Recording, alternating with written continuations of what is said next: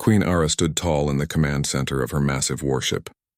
Her blue scales caught the light from the star maps floating around the room. She was the most powerful ruler in this part of the galaxy.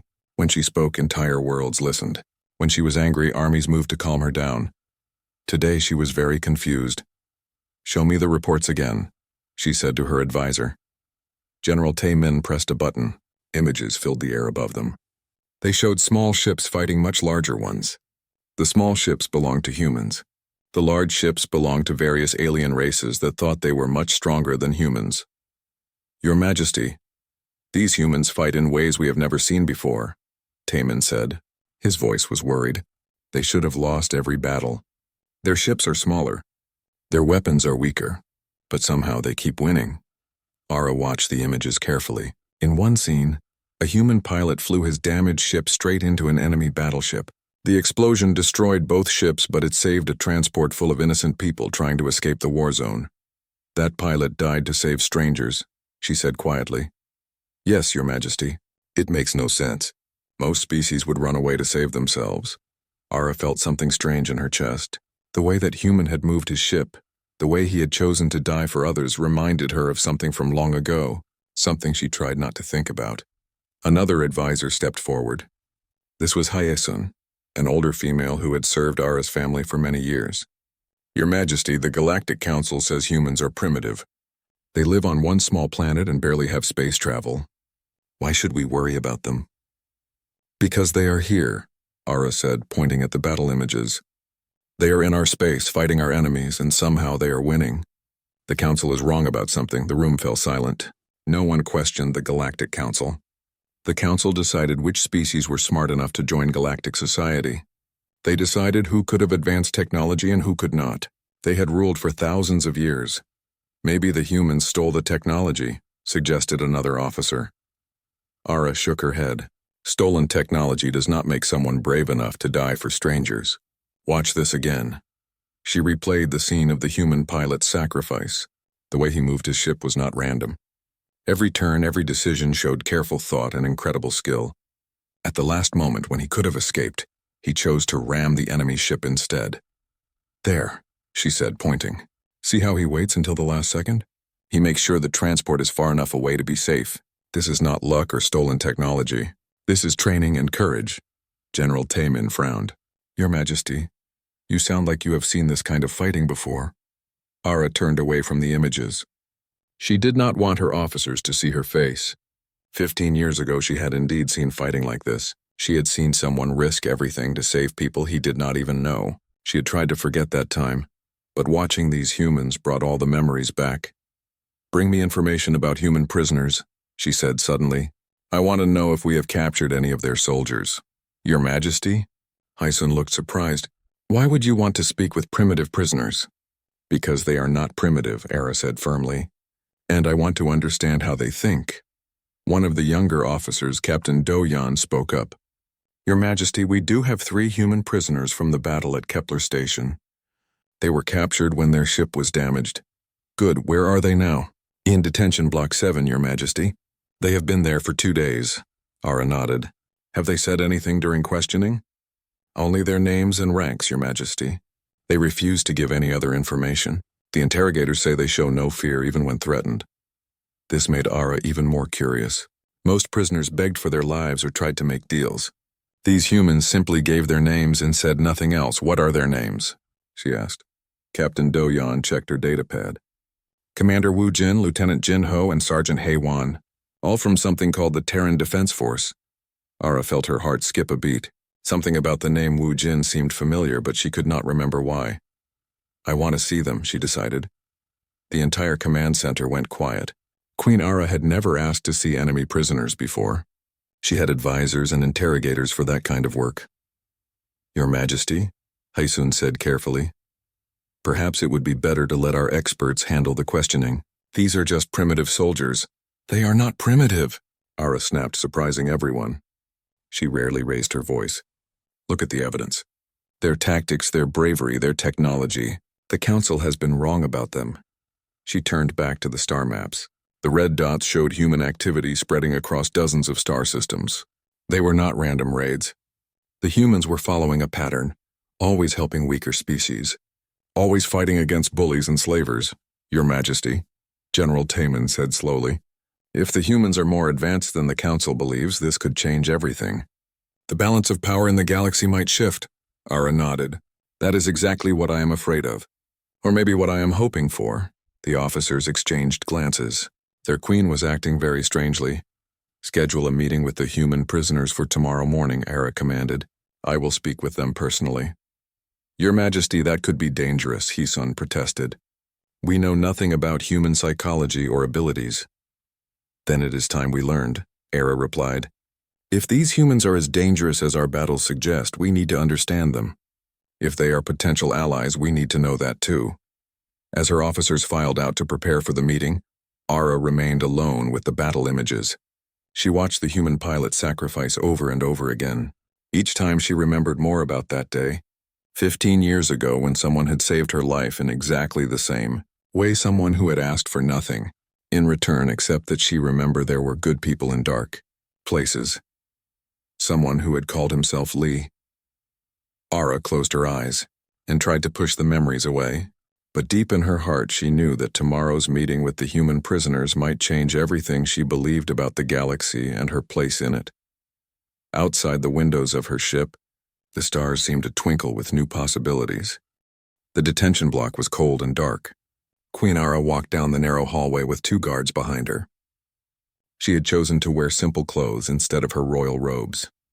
Something told her that fancy clothes would not help with these prisoners. Captain Doyon led the way to cell number 7. Your Majesty, the prisoners are in separate cells. Which one would you like to see first? The commander, Ara said. Wu Jin. The guard pressed his hand against a scanner. The cell door slid open with a soft hiss. Inside, a human male sat on a simple bench. He was older than Ara had expected, maybe 40 years old. His hair was dark with some gray mixed in. His clothes were the standard blue uniform of human soldiers. When he saw Queen Ara, the human stood up slowly. He was not very tall, but something about the way he moved reminded her of a trained fighter. His eyes were calm and showed no fear. Your Majesty, he said, bowing his head slightly. His voice was deep and steady. Ara stepped into the cell. Her guards moved to follow, but she held up her hand to stop them. Leave us alone, she commanded. Your Majesty, that is not safe, Captain Doyon protested. If he wanted to hurt me, I would already be dead, Ara said. She did not know why she felt so sure about this, but she did. The guards stepped back, but they did not go far. The cell door stayed open. Ara looked at the human carefully. There was something about his face, his posture, the way he held his hands. It was like trying to remember a dream that was slipping away. You are Commander Wu Jin of the Terran Defense Force, she said.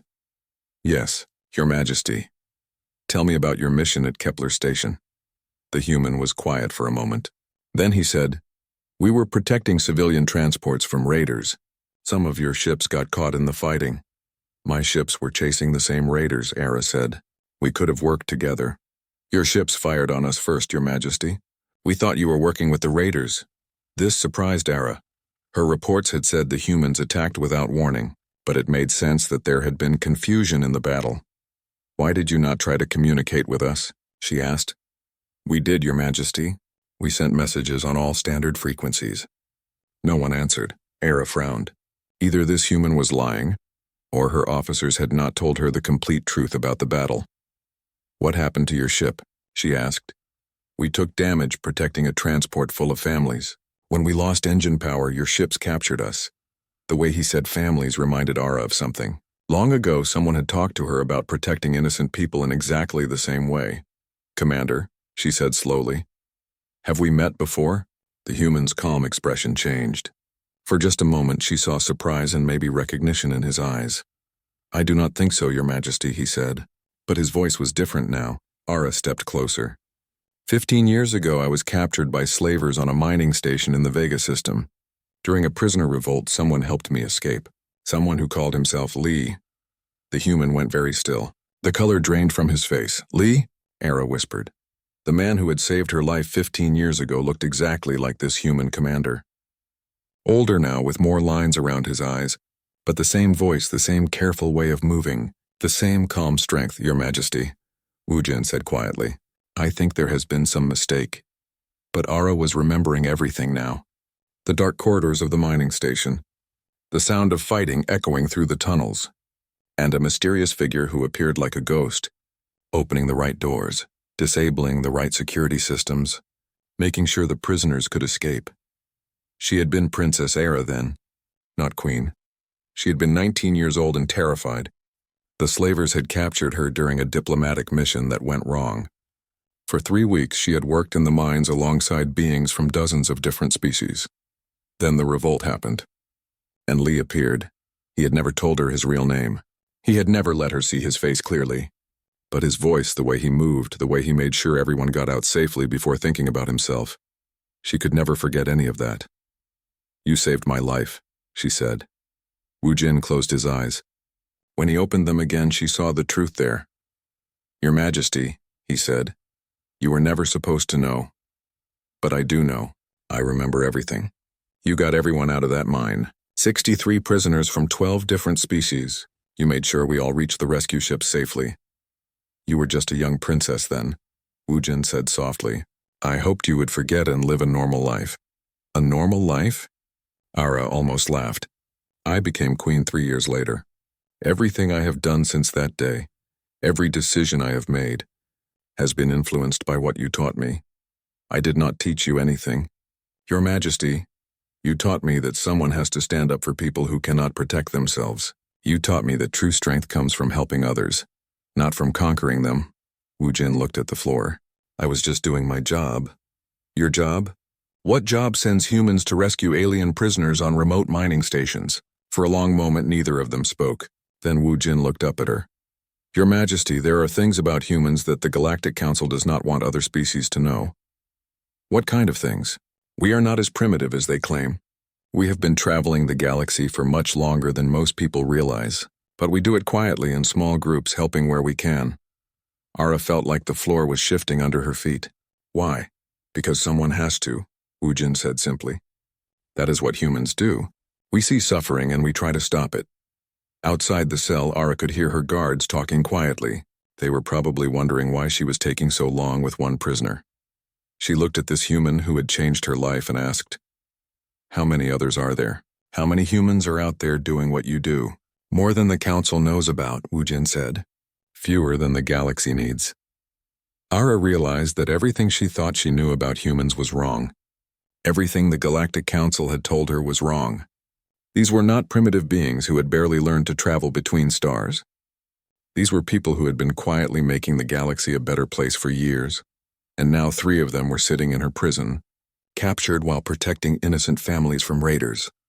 "Commander," she said, "I think it is time the galaxy learned the truth about humans." Wu Jin shook his head. "Your Majesty, that could be very dangerous. For you and for my people." But Ara had made up her mind. The man who had saved her life 15 years ago was now her prisoner. That was going to change along with everything else. 3 days later, Queen Ara sat in her private dining room with Commander Wu Jin. She had ordered her guards to bring him here instead of the interrogation room. The change of location had surprised everyone, but no one dared to question their queen directly. The room was much more comfortable than a prison cell. Soft chairs, warm lighting, and a view of the stars through large windows. Ara had even ordered human food to be prepared, though she was not sure if it was correct. "The Council has been lying to us," she said, setting down her cup of tea. Wu Jin looked tired. For 3 days, Ara had been asking him questions about humans and their secret activities in the galaxy. Each answer revealed more lies and deception. "Not lying exactly, Your Majesty," he said. "More like hiding the truth." "Tell me again about the quarantine," Wu Jin sighed. 200 years ago, when humans first developed faster-than-light travel, we tried to join the galactic community openly. We were excited to meet other intelligent species and share knowledge. What happened? The Council was afraid of us. We were young and aggressive. We had just come out of several major wars on our home planet. Our technology was different from anything they had seen before. Ara leaned forward. "Different how?" "We think differently than most species, Your Majesty. When we see a problem, we do not always follow the normal solutions. We make new tools, new strategies, new ways of doing things. That sounds like a good thing." The Council did not think so. They decided we were too dangerous to be allowed full membership in galactic society, so they created the quarantine. Ara had never heard of any quarantine. What kind of quarantine? Economic and technological. They made sure we could only buy certain types of equipment. They blocked us from learning about advanced sciences. They spread stories that we were primitive and violent. But you are here. You have spaceships and weapons. Woojin smiled sadly. We built them ourselves using the limited technology we were allowed to have. It took us much longer than it should have, but humans are good at making something from nothing. And the rescue missions? Those started about 50 years ago. Some humans decided that if we could not join galactic society openly, we would help it quietly. Small groups began traveling the galaxy looking for people who needed help. Ara thought about this. The mining station where you saved me. How did you even know about it? We have contacts throughout the galaxy. Former slaves, grateful families, people who know they can trust us. When someone needs help, word eventually reaches us. But why take such risks for strangers? Woojin was quiet for a moment. Then he said, Your Majesty, what makes someone a good ruler? The question surprised her. Wisdom, strength, the ability to protect your people. And what if your people are not just the ones who live in your empire? What if your people are everyone who needs protection? Ara felt something warm in her chest. This was exactly how she had tried to rule for the past 15 years. She had always thought it was her own idea, but now she realized where it had come from. You taught me that, she said. You already knew it, Your Majesty. I just helped you remember. A soft chime indicated someone was requesting entry. Ara frowned. She had left strict orders not to be disturbed. Enter, she called. The door slid open and Heesun stepped inside. The older advisor looked upset about something. Your Majesty, I apologize for the interruption, but there is an urgent matter that requires your attention. Ara noticed that Heesun was staring at Commander Woojin with obvious disapproval. What is it?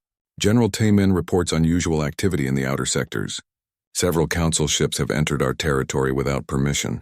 This was serious.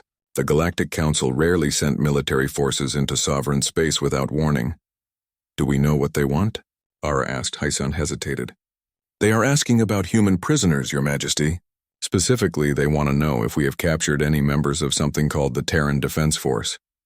Ara felt her blood turn cold. She looked at Woojin, who had gone very still.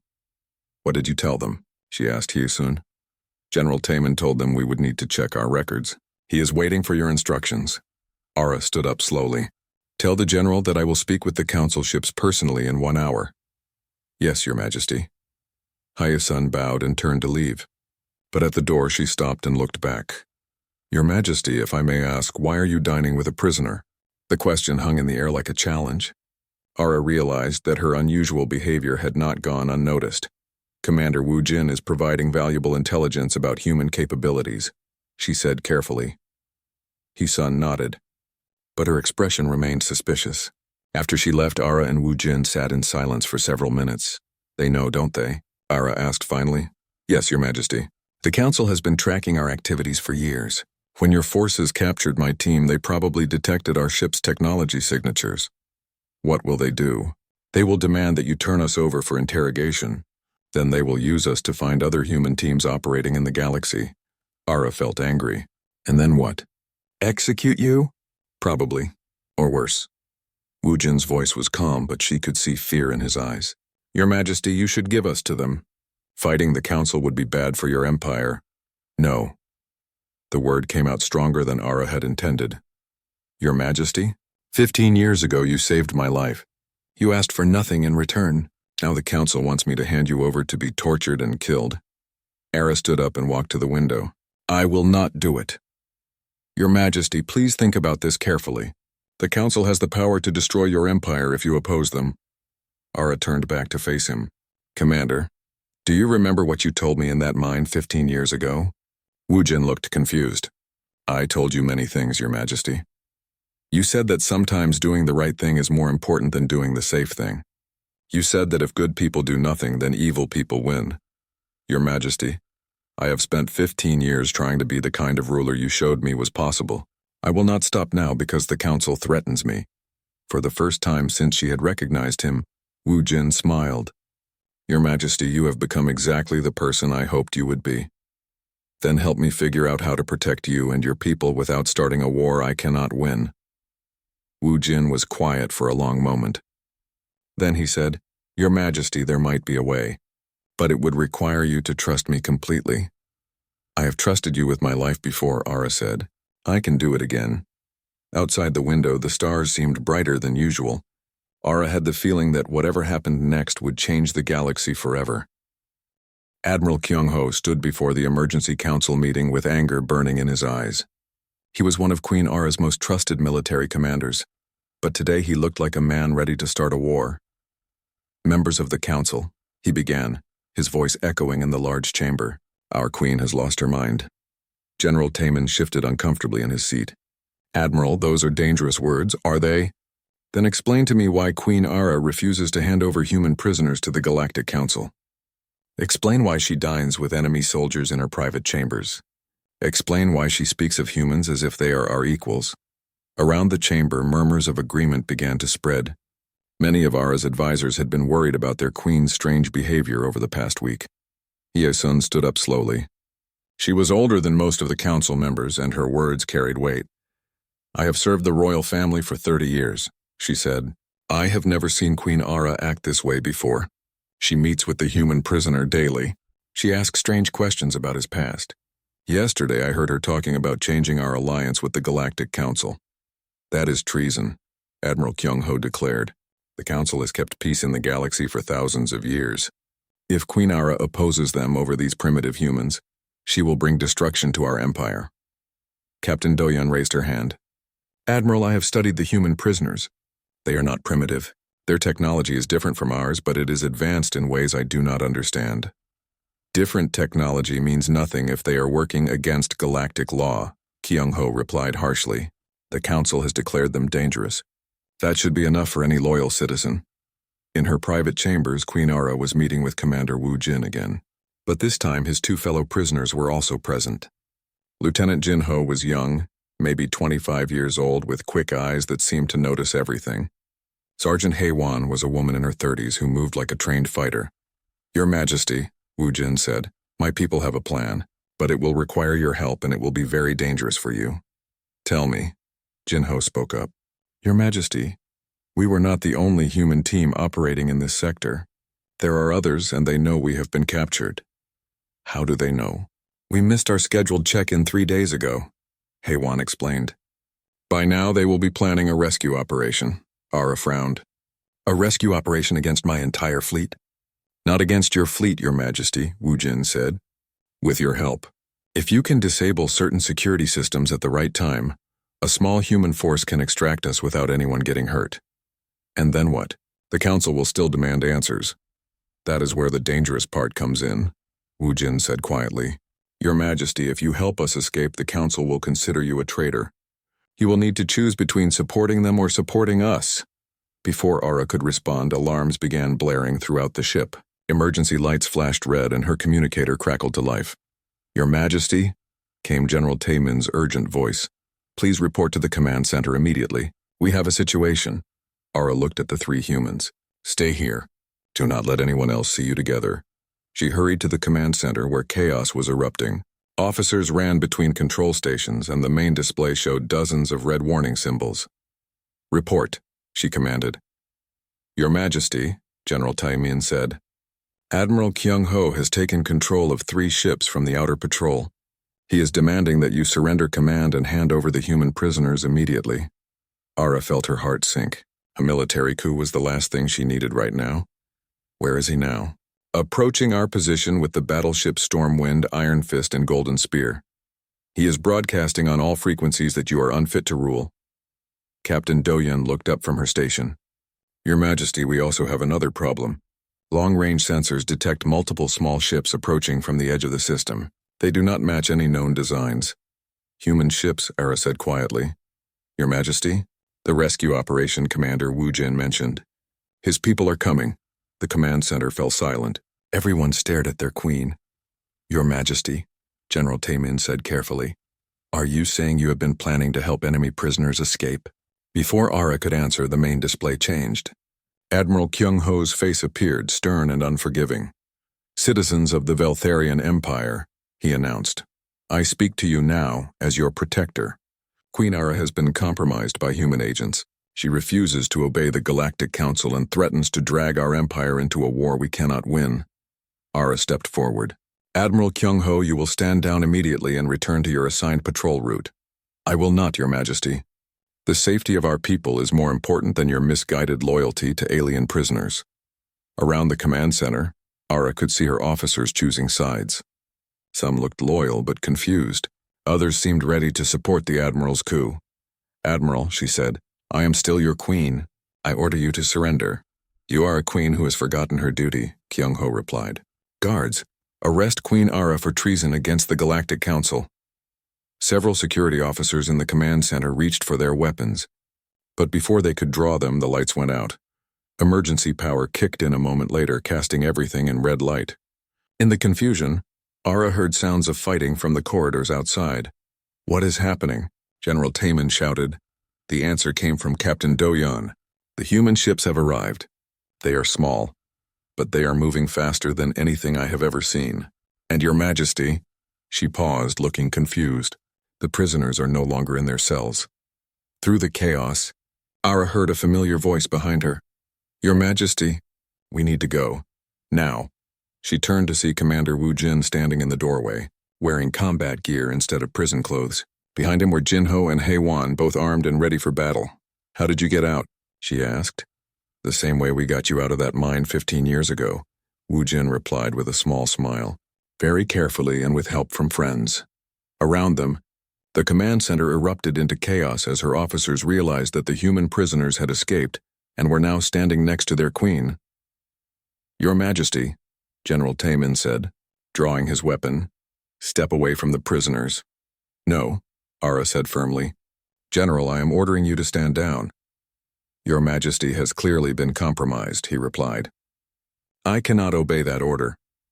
Woo Jin stepped protectively in front of Ara. Your Majesty, we can get you out of here safely, but you need to decide right now whether you trust us. Outside the ship, Admiral Kyung-ho's forces were moving closer. The human rescue ships were engaging them in battle. And on the bridge of her own flagship, Queen Ara had to choose between the life she had known and a future she could not predict. She looked at Woo Jin, the man who had saved her life and taught her what it meant to be a true leader. I trust you, she said. Everything that happened next would change the galaxy forever. 6 months later, Queen Ara stood on the observation deck of the exploration ship New Horizon. Through the large windows, she could see a sight that would have been impossible just a year ago. Human and Veltharian ships flew together in perfect formation, heading toward an unexplored star system. The battle with Admiral Kyung-ho had lasted only 3 hours, but it had changed everything. The human rescue ships had fought with tactics nobody had ever seen before. They moved like dancers, appearing and disappearing around the larger Veltharian vessels. Instead of trying to destroy Kyung-ho's ships, they had disabled their weapons and engines without killing anyone. Your Majesty, Captain Do-yeon said, approaching with a data pad in her hands.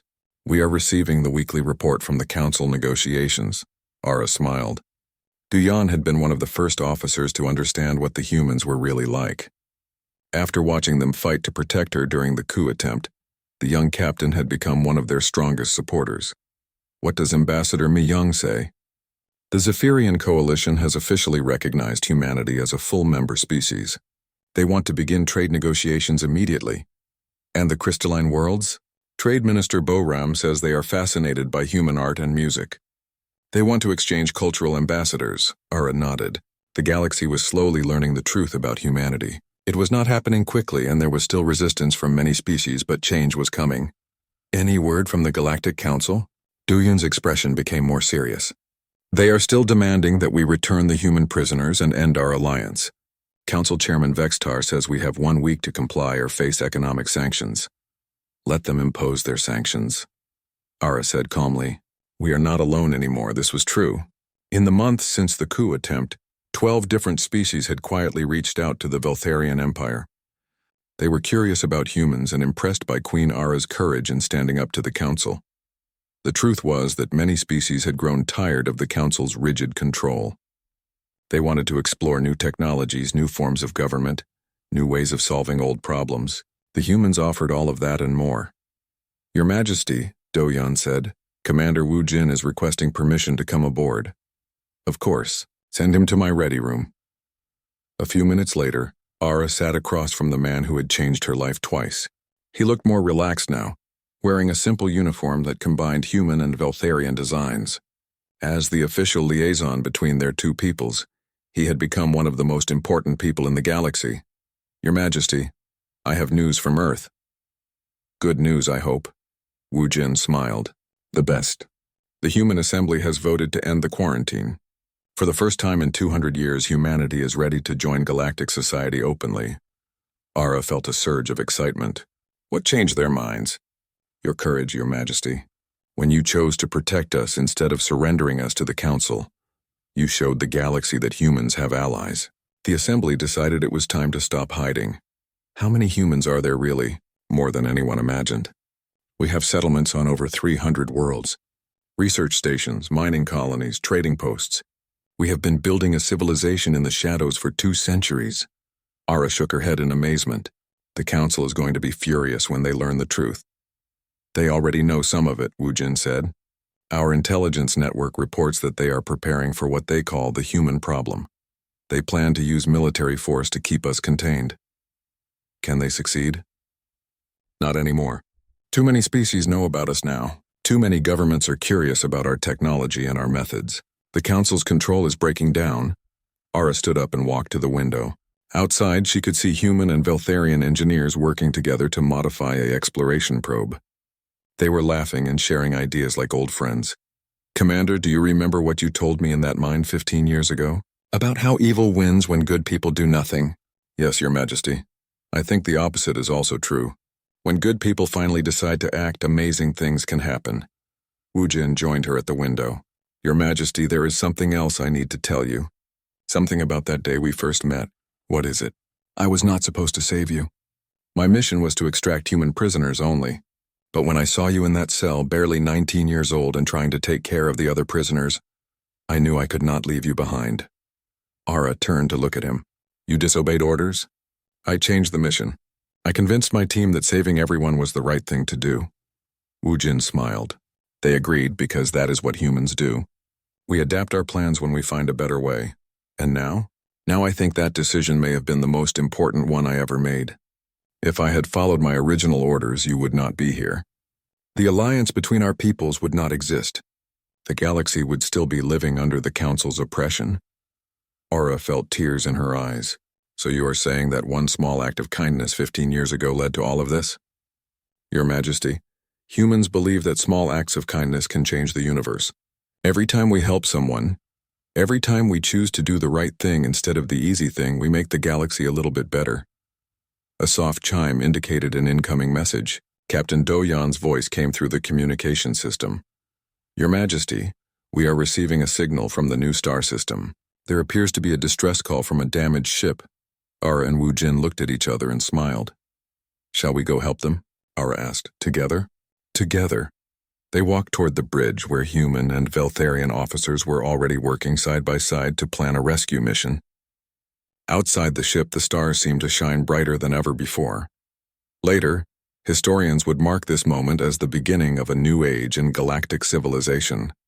An age when cooperation replaced control, when diversity was valued over conformity, and when the simple human belief that everyone deserved help spread throughout the galaxy.